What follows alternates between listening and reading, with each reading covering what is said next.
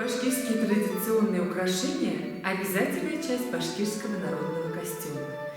Сегодня мастер-класс по изготовлению сясмяуры – башкирского девичьего украшения для волос подготовила я, культорганизатор Центра башкирской культуры Межпоселенческого Центра национальных культур Урал-Батыр Эльмира Маликова. В оформлении сясмяур главную роль играют бусины.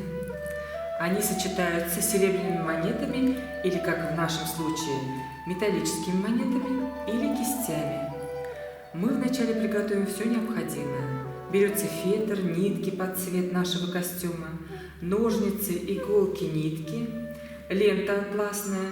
Желательно, конечно, взять ленту брючную или натуральный хлопчатобумажный шнурок.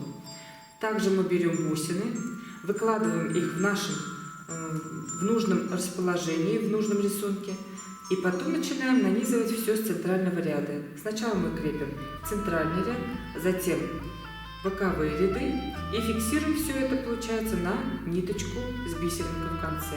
Затем мы прикрепляем все на фетровую основу.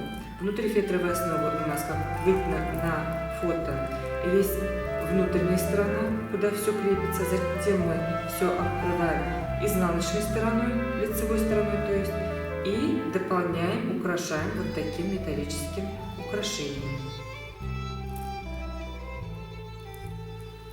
Башкирскую красавицу сначала слышали, а потом уже видели. Во время походки девушки сясмяур издают нежный волшебный перезвон.